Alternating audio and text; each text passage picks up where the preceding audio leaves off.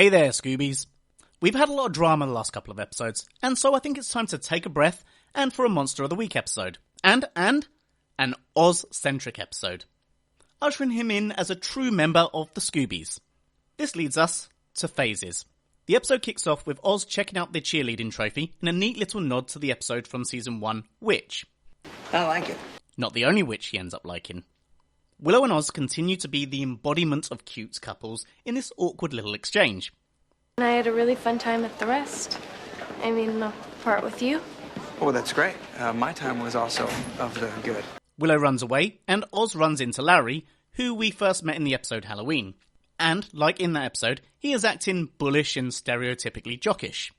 Oz, I would love to give me some of that Buffy and Willow action, if you know what I mean. Something that I find quite unique in the show is the way in which it treats the auxiliary background characters. They often make recurrent appearances and go on their own little mini arcs. This is something I might make a video about later. Just let me know in the comments. For now, though, let's focus on the interaction with Oz. That's great, Larry. You've really mastered the single entendre.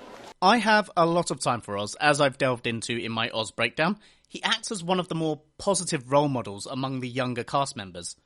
Despite his stature, he doesn't back down, remains positive, and instead uses his wit to spar with his lesser opponent.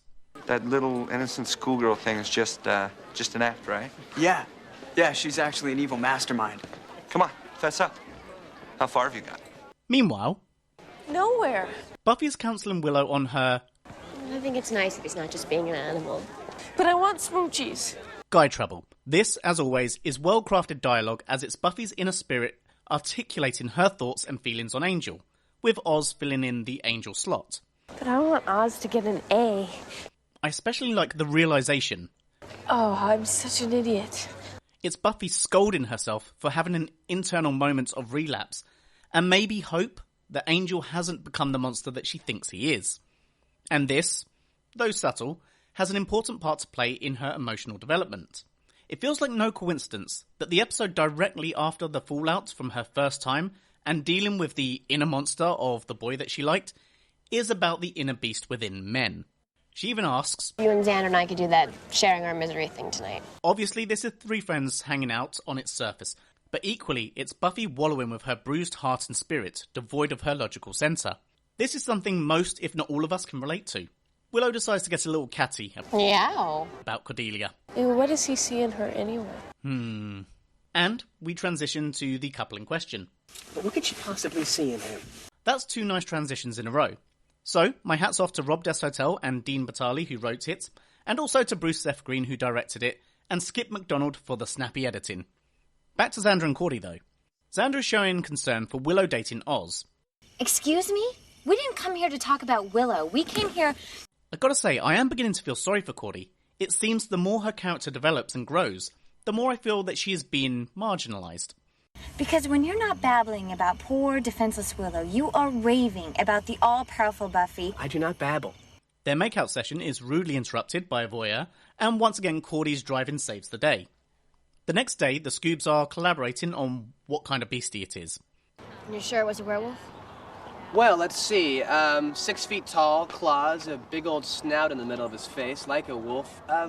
Yeah, I'm sticking with my first guess. I was drawn to Willow's top in this scene, the little cartoon deer, visually representing her stance on cute animals in the moment, You mean like bunnies and stuff? but also weirdly foreshadowing how removed from this place she becomes later on. And it's these steps in the journey that make it so much more fun to rewatch. I've said before that Willow as Buffy's spirit takes a beating throughout the show whenever Buffy takes a knock-in.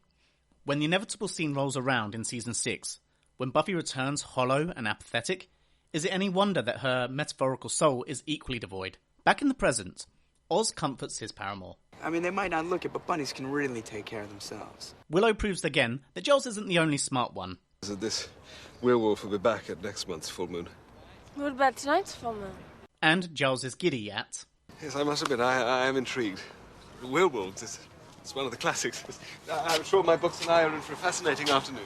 The class of the day is self-defense. There is a great discussion between Larry, Xander and Oz. What happened? Oh, last week, some huge dog jumped out of the bushes and bit me. 39 stitches. They don't shoot those strays. I've been there, man. My cousin Jordy just got his grown-up teeth in. does not like to be tickled. This quickly sets Larry up as the fall guy for our werewolf, and the later subversion of this episode. Larry then cranks his obnoxiousness to 11. I may have to attack you. These go to 11. In the library, Giles is explaining his research and speaks the subtext aloud. Is such a potent, extreme representation of our inborn animalistic traits. Acts on pure instinct, no conscience, predatory and aggressive. In other words, your typical male. This stepping all over my points that the wolf represents the baser male urges, though Buffy is kind of right. Yes, let's not jump to any conclusions. I didn't jump. I took a tiny step, and their conclusions were. That night, Buffy and Giles go patrolling, where they meet one-dimensional misogynist hunter man. You're a girl. Between this and Larry, I feel like the dominant alpha subtext has very quickly become text. Well, it's good to get the fruit while it's fresh. Kane continues to explain how he kills werewolves, creating the stakes and a ticking clock for the episode. Can Buffy get to it before he does? Despite being a rather boring character, Kane does give us a little exposition about wolves. They're suckers for that whole sexual heat thing. This isn't a line that I really thought about beyond this episode, and looking at it again, it does fit well with the events in Season 4. I always thought it was a little out of Oz's character to cheat on Willow, and I still maintain that I don't like it as a plot point. But this line does set us up for the notion that while in wolf form... They're suckers for that whole sexual heat thing. Meanwhile, we see Buffy isn't the only one on the hunt. In case we hadn't cottoned on to the men bad theme of the episode, Cordy and Willow are lamenting on their relationships. Yeah, him and Xander, guys. What do they think they are? A couple of guys. Before they are set upon by the total embodiment of the episode's less than subtle look at masculinity. Buffy and Giles arrive just in time, and Buffy tries to contain the beast. This is what happens when a woman tries to do a man's job. They hear about another victim on the radio, and assume it to be the wolf. And in the light of the morning, we discover that it was Oz all along. Is Geordie a werewolf? And so we get the ever-popular trope of walking in on the wrong moment, and rather than just speaking up, Oz tries to keep it to himself. Xander pipes up. I know what it's like to crave the taste of freshly killed meat, to be taken over by those uncontrollable urges. There is a large swath of the fandom that argue that Xander is never held to account. You said you didn't remember anything about that. And, no doubt, people will say again that this is not holding him to account. And it isn't in the strictest sense. But, as I pointed out in the Season 1 episode The Pack, Buffy and Willow had the opportunity to call him out, and they'd let their friend have a pass. Buffy's comment here serves to remind Xander of that fact. I said I didn't remember anything about that. Continuing on. Look, the point is I have an affinity with this thing. I can get inside of its head. Xander immediately jumps to the wrong conclusions. I'm sniffing, I'm snarling, I'm a slobbering predator, Though, who could blame him considering how dialed up all the misogyny is in the episode? The speech is fun, as it feels like the episode trying to mock its own melodramatic tone. This is punctuated by Oz, who tries and fails to utter that what is on the surface isn't always what's underneath. As frustrating as it is that Oz didn't just tell the gang what's up, it's easy to forget that he's new to the group, and Buffy having the moniker of Slayer doesn't invoke the idea of mercy to supernatural creatures. That, combined with her outward hostility... Me and the werewolf alone in a cage for 3 minutes. That's all I ask. Brought on by her sudden but understandable misandry after the events of the previous episode. It's no wonder that Oz is split between a need to protect Willow, by getting away, and for self-preservation by staying quiet. Xander tracks down Larry to confront him on being a wolf. You know, Harris, that nosy little nose of yours is going to get you into trouble someday. And here is where all of the overhyped posturing is subverted. I mean, forget about playing football. They'll run me out of this town. I mean, come on. How are people going to look at me after they find out I'm gay? I have to give it to Larry, and nice coincidence on the name. The acting here isn't bad, and the idea of coming out would have been a more poignant discussion back in the late 90s, which goes to show the level of progress that we've achieved. Back at the library, Buffy's looking to see if anyone else matches Larry's description. Anybody besides Larry fit our werewolf profile? There is one name that keeps getting spit out. Willow is sulking about Oz's standoffishness, and Buffy suggests Willow make the first move. That won't make me a slut. I think your reputation will remain intact. Buffy realises that she's assumed werewolf and takes Xander to check out the body. Like with the beginning of the episode, Xander reels off a few more callbacks to Season 1. If it weren't for you, people would be lined up 5 deep waiting to get themselves buried. Willow would be Robbie the robot's love slave. I wouldn't even have a head. Teresa rises again and knocks Buffy off her guard, reminding her... Angel senses love. And Xander comes through with the staking. We get an awkward moment between them where Xander almost gets what he's always wanted. Oh no, my life's not too complicated. And I just want to rewind this a sec here. In previous watches, I never really got this scene. Why was there a moment? Especially when previously. You're not like other boys at all. Well... You are totally and completely one of the girls. I think it's because after a season and a half of girl boss action, Buffy started to become somewhat of an action figure to me. Hasta la vista, baby. Getting wrapped up in her independence, I forgot the other core characteristics of her as a person. Despite her strength, she can still be vulnerable, still yearn for comfort or need a hug. She might be powerful, but that doesn't stop her from feeling powerless. It may be Xander, but it is still the embrace of a man. A moment she needed at this point. Add to that he just saved her and their dialogue. In the various conversations had around Xander's better or worse qualities, I think these small moments in Monster of the Week episodes get a little lost in discussion. Let's take, for example, his first comments. Buffy, you can't blame yourself for every death that happens in Sunnydale. In a genuine moment, he even tries to console her about Angel for once leaving out all the sarky comments, showing an ability and capacity to act as a selfless friend.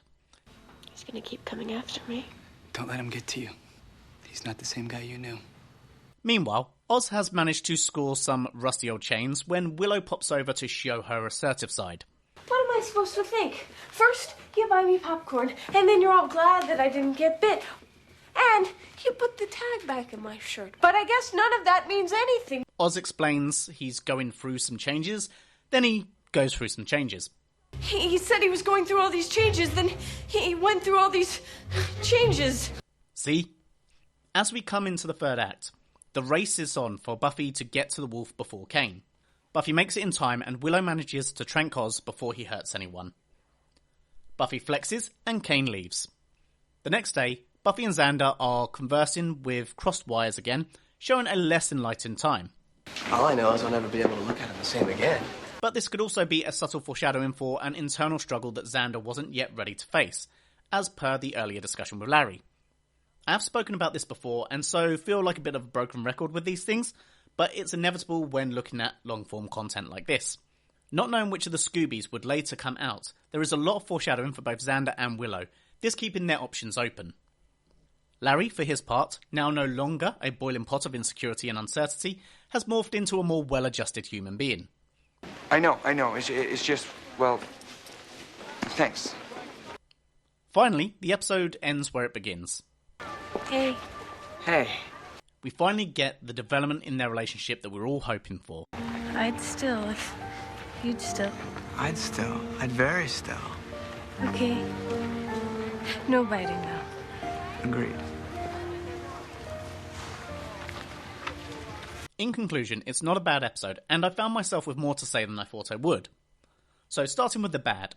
Kane is so cartoonishly overindulgent in his misogyny, it almost distracts from the point of the episode. And when looking back, did we really need him, Larry, and the wolf to stamp home the message of masculinity bad and all men dogs? You could remove Kane completely, and the stakes remain the same. As for the good, I enjoy the trope subversion while dealing with masculinity and societal expectations. Larry becomes more than a one-dimensional bully and even has a character arc over his 2 episodes. The second subversion being that the monstrous wolf is the thing boiling under the surface of calm, collected Oz. I also like the conversation between Buffy and Giles that scratches at the surface of the trope, that this sense of toxicity is a purely male experience, when it's not. I didn't jump. I took a tiny step, and their conclusions were... The point is that our wolf man could also be a wolf woman. Throughout this episode, and definitely more than normal, Buffy talks and acts with a little more hatred in her heart than usual, and she tends towards blaming all men for her recent experiences. Spoil my fun. And, if left to foster in this manner, can turn to resentment and ill feelings. Luckily for us, and Buffy, her underlying story is about learning and developing from these experiences. One final thing is that when I kept noticing these comments and behaviours, a word came to mind. Zeppo. The Zeppo is one of my all-time favourite episodes of the show, as it takes the normal premise, but we see it all through a different lens from a particular character. With that in mind, I started to see this episode as a similar exercise, just without the extra development in the writing. After being hurt by Angel, Buffy is still coming to terms with what that means. So maybe, when we look at the male interactions from the background cast, we are seeing them through her lens. Everything dialed up because that's how she feels right now. Suddenly, all men are the same. It's her spirit that reminds her of the balancing of the scales. They say it's a good idea to count to 10 when you're angry. 1. I'm sorry, looking and thinking of all this stuff, I forgot and left you hanging there.